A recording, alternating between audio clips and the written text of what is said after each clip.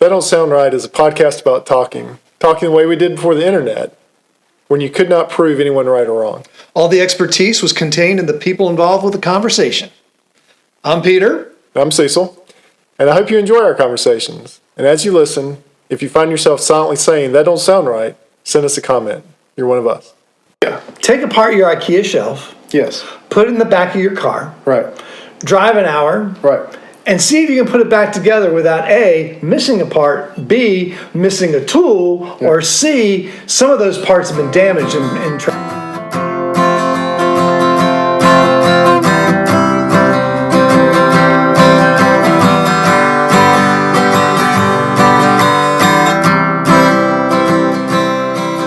Welcome back to another episode of That Don't Sound Right, a podcast about talking. We're your co-hosts. I'm Peter Billman. I'm Cecil Davis. And we're just trying to have a conversation without Google or fact-checking things online. Those things can so easily kill the conversation.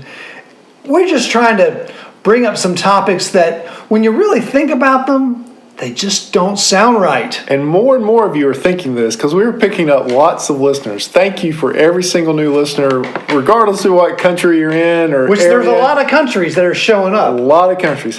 Our Canadian listenership has taken off. Ireland has really picked up. Ireland, Scotland, my homeland. The Australia is coming in. Yep, it's it coming sure in is. strong. I love the fact that we've got listeners in Myanmar, Iran, Thailand, just all kinds of countries are showing up. So we used to about 7 countries showed up. I think this week there was 20 countries in the list. So if you're new to listening, again, we're just having a conversation. We're talking about some things that just don't sound right. I think what we're going to talk about tonight will not sound right to everyone. Right. Everyone can relate to this. So, since we have such an international audience now, I think we'll give a little background on this. So, this week we're talking about state fairs or county fairs or country fairs, however you want to say it. So, what that is every year, usually in the fall, there'll be a state fair or county fair, and you have lots of usually it's out around agriculture. Yeah, it's usually happening towards the end of the harvest season. So there's usually there'll be displays of chickens and cows and pigs, and then there'll be harvest displays of what got picked that year and pickled and canned. Things will be judged. Livestock will be judged. Cakes will be judged. Different dishes will be judged. Vegetables. Arts and crafts. Kids' crafts like toys, Lego sculptures. And so really it's a community coming together to kind of show off what they've done since last year, over the summer particularly, what they've grown, what they've made, what they've produced. And then there's also this one feature of the fair, which is the midway. And so the midway is where all the rides are. Maybe another word for fair in other cultures is carnival. Festival. Yeah. And so the community comes together. And so in North Carolina, we have county fairs. Like we have a fair here in the county. We also have the North Carolina State Fair. Right. It happens in 2 places, really. There's the main fair at the fairgrounds in Raleigh. There's also a Western North Carolina State Fair that takes place in Asheville. Oh, is that right? I didn't realize it was called the Western. I think it's called the Western. I don't know what the official name is, but I've been to both. You've been to both, okay. Yeah, and so there'll be tractors displayed. One of my favorites was one that my dad liked too, was the old Hit and Miss engine. Yes, buy ice cream from them. Right, they'll use an old Hit and Miss engine. A Hit and Miss engine, I don't know how to describe that well, but basically it's an engine that doesn't sound like it's running properly. Right. It's a single cylinder. Yes. It has a huge flywheel. Right. In fact, it's the flywheel. It has all the momentum. And then when the momentum starts to slow down, the regulator gives it some fuel, and you get a spark, and it pops. Pop. Right. And it gets it spinning again faster. Yep. Sometimes, if there's a lot of load, it'll go pop, pop, pop, pop, and then it'll spin up faster, and then it'll start to slow down and go pop, pop, pop, pop, pop. Yep. And so it's called a hit and miss engine. Hit and miss, because sometimes it hits. Sometimes it doesn't. That's right. Right. So And like, so anyways, I grew up going to the fair. In fact, people knew that I was always going to the NC State Fair in Raleigh. Oh, really? You were known for going to the fair? Only a few miles from my house. Someone asked me, I got married on a weekend of the NC State Fair, and someone actually commented on that. They're like, they couldn't believe I was getting married on the same weekend as the NC State Fair. Because I loved the fair. Yeah, right. I loved it. And do you still love it? I don't go like I did when I was when I was younger, because Wake County actually got out of school on the first Friday of the fair. Oh, they closed school. Okay. And you would go to the fair, especially on that first Friday. No kidding. You might go again, but that first Friday of the fair was a big deal. I was not raised on fairs, carnivals, or festivals. Really? I was not. So the whole idea of a fair to me was rather new when I moved to Winston-Salem for the Carolina Classic Fair, which is the second largest. It's the second largest fair in the state. Is it really? It's actually bigger than the Western Fair. It's the second largest fair in the state, only to the State Fair. The NC State Fair. And I can say that when I moved here, I started going. And I went to that fair for almost, I want to say I went to that fair for 28 straight years, and I missed one fair. The Carolina Classic. The Carolina Classic. So it's the same kind of thing. I always go to the fair. We wouldn't miss it.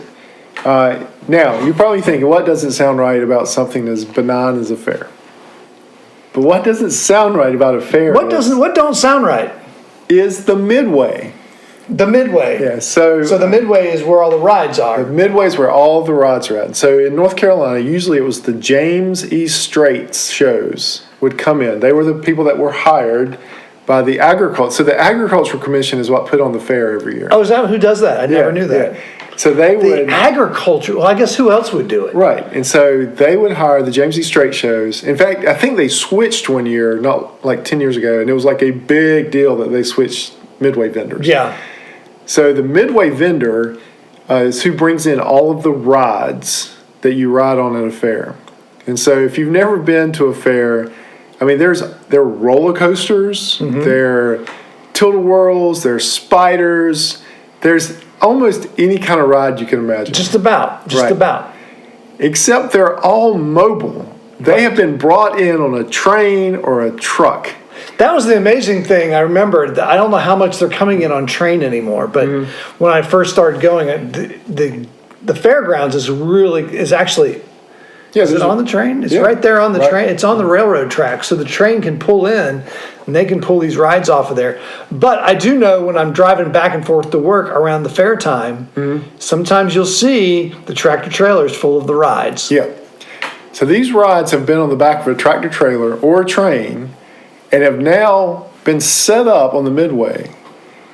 And you get on them. You pay money, and you get on them, and you ride them. And that's what doesn't sound right, because... even stationary rides at amusement parks fail. We had that example at Carowinds. Yeah, the big ride had this huge crack. This huge crack at the very top of one of the tallest roller coasters in the country now. Yeah. If not, maybe it's the fastest one. I forgot what the statistic is on this one, but it had a huge crack. Yeah. And this was a stationary ride that was designed just for this park. Right. It never moves. But now what you're telling me is that we've got rides that after a week's worth of use, they completely disassemble. Right. Put on a truck that can only be 108 inches wide because of the Roman Empire. Actually, it's 102 inches, my bad. 102 inches. Yes. Because of the Roman Empire. Right. Travels 2 to 3 hours to another fairgrounds, gets reassembled. And gets ridden around for another week. Yes. Gets pulled down and goes again. Yes. And this happens week after week after week. And you've got people, so you can imagine how many bolts have to go in these things to put them together. Right? Oh, yeah. Well, how do they even fasten it to the ground, Cecil? Right, you got to fasten it to the ground. How do they get it in the ground? Right, you got to fasten it to the ground because there's a lot of torque. In fact, there's that video out there right now with the pirate ship. Yeah. That the whole thing tipped. No. Yeah, the whole thing tipped. And like people are rushing to it to try to counterbalance it. No, it's not. Yes, there's a video out there. All right, yeah, so you got to fasten it to the ground. Then you've got to assemble these things, which are sometimes huge. Yeah. But can you imagine the number of parts that get lost from site to site? I mean, you think about taking apart an IKEA shelf. Yeah. Take apart your IKEA shelf. Yes. Put it in the back of your car. Right. Drive an hour. Right. And see if you can put it back together without A, missing a part, B, missing a tool, or C, some of those parts have been damaged in transit. Right. Exactly. And that's just a shelf. That's not someone's life. Yes, right. Now get on this shelf, right, and trust your life to it.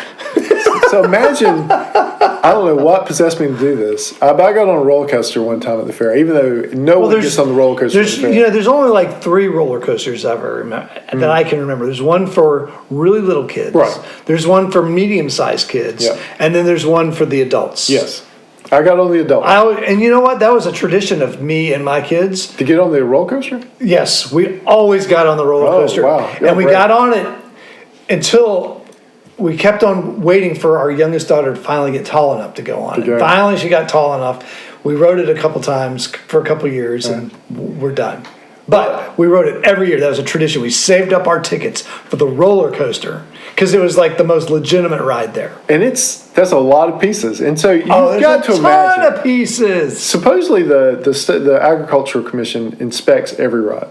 Yeah, I don't know if it's the Agricultural Commission or OSHA or somebody here. Yeah, you're right. Somebody does inspect it because you see, I think there's a place where they put a tag on it. But can you imagine what that must be like? Because I've got tents with with really simple poles. Yeah. That they're color coded. Yeah. You got to put them in the right spot. Yeah. And if you don't, it doesn't fit, and the tent's all crooked. But this is much more complicated. I don't see any color codes on these rods. Right. But can you imagine if you're under pressure? You've got to get this stuff up for the NC State Fair or the Carolina Classic Fair, and you're missing a bolt. Oh yeah. What do you do? Well, you probably call up Cecil and you say, Cecil, you got a good hardware store I can go to? Yeah. Or you just like, I got a bolt right here. Yeah. It may not be a hardened bolt. Right. You might not torque it down right. And just imagine all this. It fits. I'll use some extra washers. That'll take up the slack. Well, take up the slack. Just get a nut on the end of that bolt. Tighten it down. That feels good. That's about right. I can only assume that they have some specific instructions and specific requirements for the safety of those rides. I can only assume, Cecil. You would only assume. I can only assume so that. My favorite ride at NC State Fair. Which one? Everybody's most of growing up in the 80s in Cary, the best ride at NC State Fair. Well, there was 2, but one was called the Enterprise. Okay, they've got that at the Carolina Classic. The Enterprise Which one is that? was a car. Was a car or a cage that fit 2 people. Okay. And so you would kind of straddle this thing, and you would sit in it. It looked like a little capsule, except there was a cage around the top of the capsule, and the capsule would hang in a circle. And so maybe there are 20 capsules. All right. And so you're hanging straight down, straight up and down. And so the whole ride begins to spin with these capsules, and so you're just spinning in a circle.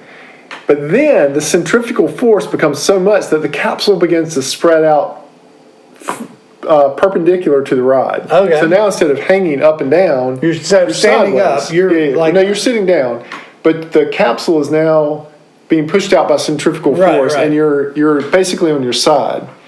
And then the entire ride tilts up. Ah, yes. So now you become a Ferris wheel, but a very fast-moving Ferris wheel, where the centrifugal force is holding the car upside down. It's holding the car perpendicular to the plane of travel. So you're essentially upside down by the time you get to the top. You're upside down when you get to the top, but centrifugal force is holding. That thing is spinning. Yeah, it's spinning so fast that the car is being held vertical to the plane of travel. And somebody has put this together after it has traveled hundreds of miles. Right. And they put that pin in to hold your little... Right, and there's only one point of contact on that thing. Yeah. And it's that pin. It's that pin. Held in by a cotter key. Can you imagine? And then the other one was the Himalaya. Did you ride the Himalaya? The Himalaya, is that the one that you're going around? You know, I hate that one. Oh, really? But My wife, Bunny, loves it. The Himalaya. The Himalaya, the NC State Fair Himalaya was great because the guy who was MC would just go crazy. He'd go Himalaya, and he was just, he had the music going and he had his voice going, and it would always push you against the inside. The centrifugal force would. So if you were there with your girlfriend, you always positioned yourself so that she would have to, she was pushed against you. That's right. But it's also the classic tilt-a-whirl, right? Classic tilt-a-whirl, right? Except for this one's going round and round, up and down, right? And they got some music playing in the background. But there's only one point of contact on those cars, and that's a clevis pin held together with a cotter. Where do you find a spare clevis pin? But again, let's say they lose a clevis pin. Right. What do they do? I don't know. And those things have to be rated. I think they've got to be rated. They must have a special clevis pin box. I would hope so. So that's what doesn't sound right about any state. And I have ridden every ride at every state. You've been on every one of them, haven't you? And thank God I'm still alive. What was the pirate one you were talking about that was tilting off the ground? What is that one? The pirate ship is the one that just goes back. It's a big ship. Yeah. And it just goes back and forth. Okay. Back and forth. And so as it goes, as you get higher, you're not totally upside down. Some of them go all the way upside down, I think.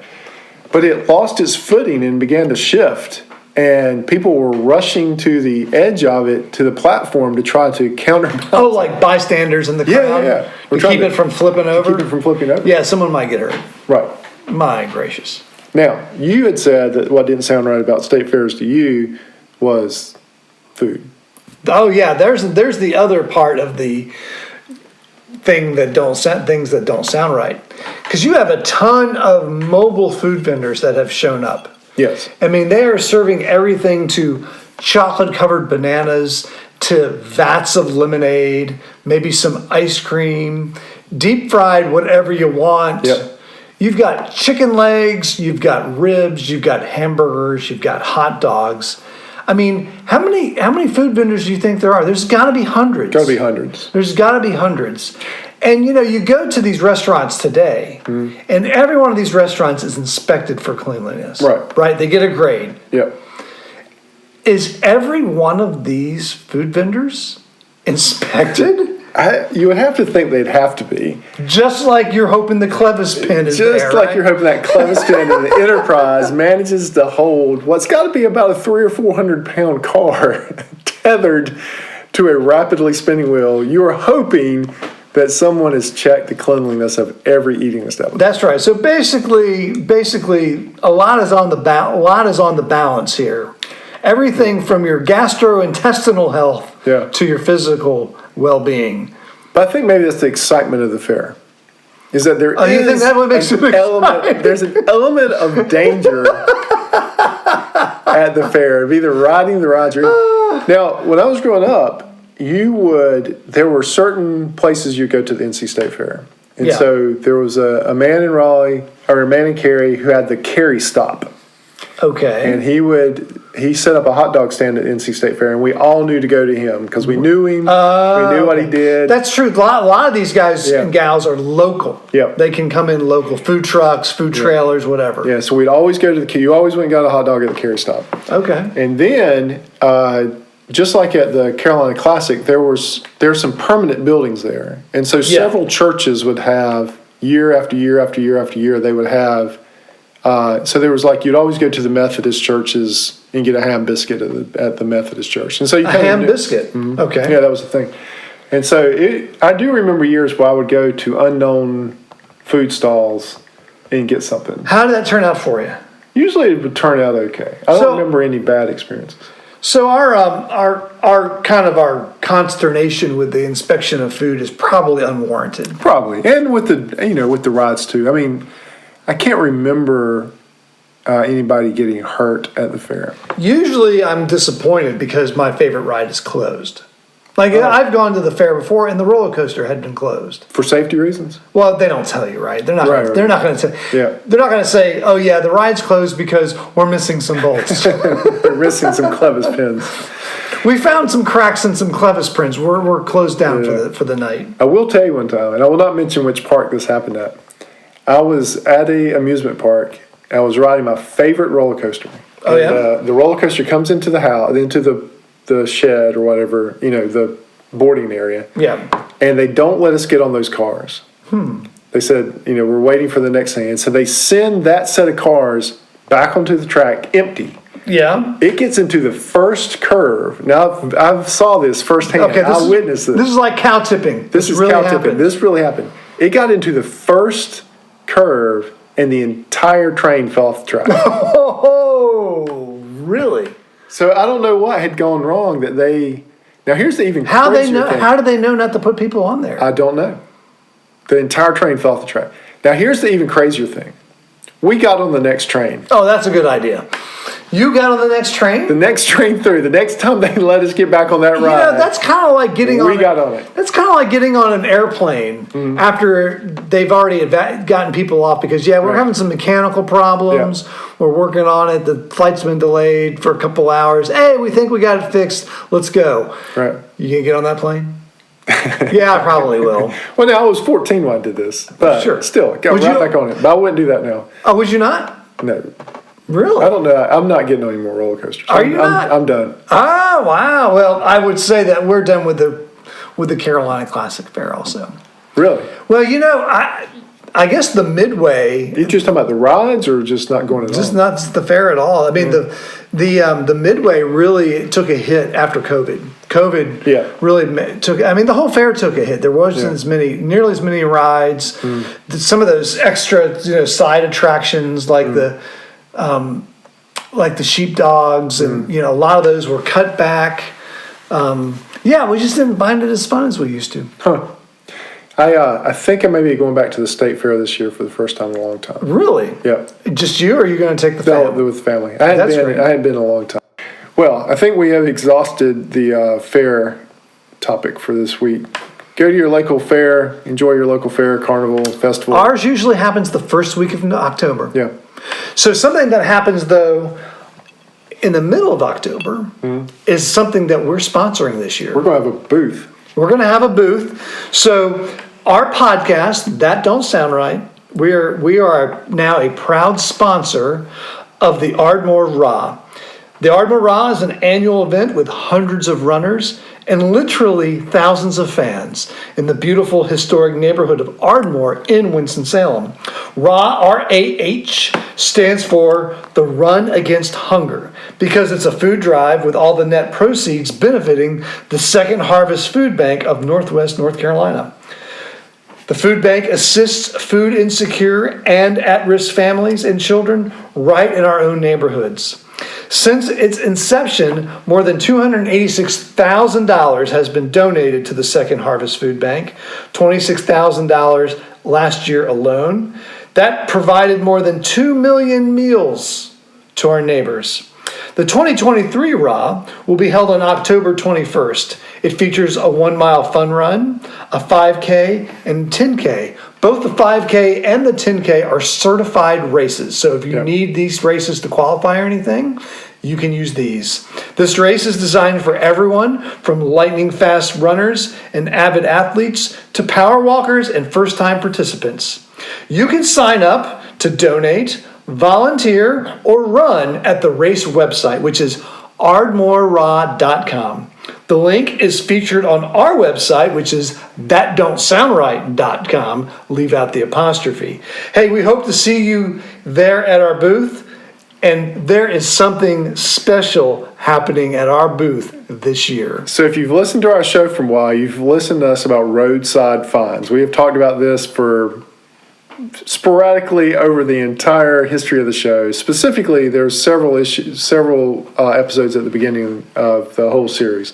But we are going to give away the TDSR Ultimate Roadside Find Package. And this is something that we found, Peter and I found. It was on somebody's deck, so it wasn't exactly on the road, but it was headed toward the roadside. And we didn't steal it. They offered it to us. It is a brand new Fire King stainless steel propane grill. It is a 4-burner grill, cast iron grates, 610 square inches of cooking space, 44,000 BTUs. And those are British thermal units. Not Roman, not Roman. These are not Roman thermal units. These are not domestic thermal units. These are imported British thermal units. Full tank of propane, which That's probably a $60 value. $60 value right there. And it's got the TDSR custom designed logo made by Wonderfully Made Designs on the front of the grill. This is a one of a kind. This is not only just a appliance to cook food outside, but it's a talking point. When people see TDSR, when they see That Don't Sound Right, when they see the microphone falling off the table logo, they're going to ask you what that's all about. Right. And guess what? You've got some talking to do, and you have some listening to do. It also comes with a brand name Ardmore RAH cover. I mean, this is worth tens of dollars. Now, keep in mind that this is a roadside find, so it's not brand new. It's not brand new. It's never been used. It hasn't been used. It's been sitting around sometime, but we haven't tried to fire it up. Should we try to fire it up? Well, then I don't know. Then we can't say it's never been used. That's true. But there have been some. There was a little problem with one of the feet. I fixed that with a TDSR certified repair. So, anyways, this will be a one of a kind giveaway. Here's how you do it. You come by our booth. You show us proof that you follow us on any platform. So that's any of the Spotify. podcast platforms, or Instagram, or Facebook. We'll throw your name in the pot. We'll put your name in a hat. I'll actually have some TDSR hats. Yeah, we should. You know, I got an idea for the hats. And if you show us that you've got a friend or somebody to sign up, double bonus. We'll throw you in there again. We'll get to know the name. And if you don't think it's worth it, at least the tank of propane is worth $60. Right, and you really need to be present for the drawing. And absolutely, shipping is not included. And those involved with staff or related to That Don't Sound Right is ineligible. Yeah, we cannot ship this internationally. Can't even ship it. Hey, I will deliver it with a 30-mile radius. Yeah, I'll deliver a 30-mile radius for you. We'll hand deliver it. Oh yeah. So it doesn't sound right, but you've come to the end of another That Don't Sound Right. Our advertiser and who made the logo is Wonderfully Made Designs. It's a small business specializing in custom-made T-shirts and decals. Contact Casey at Facebook at Wonderfully Made Designs 139.14. Yes, sir. But hey, before we close, we want to thank everyone for listening. If this is your first time and enjoyed the conversation, would you consider hitting the subscribe button in the platform that you listen? Also, consider giving us a rating or a review. I stepped on your ending, Peter. Sorry about that. If you go to Casey, go see Casey, buy a T-shirt, say TDSR 10 for 10% off your first purchase. That Don't Sound Right is a production of TDSR Podcast in conjunction with Campbell City Studios. I am your co-host and sound engineer, Cecil. Peter is your web designer, and he has put a lot of work into the website, so go and see it. And he is also your other host. Camille is your part-time barista. Emily does your graphic design. Ella does your Instagram. Giorgio tests our merchandise. Brent is our brand ambassador of international fame. Has he been to Rome? He has. He went this summer. Boom. I'm thinking about the Roman Empire again. He's got a good story from that he needs to come on here and tell. And as always, listener number one is Scott. So until next week, keep talking. And stay curious.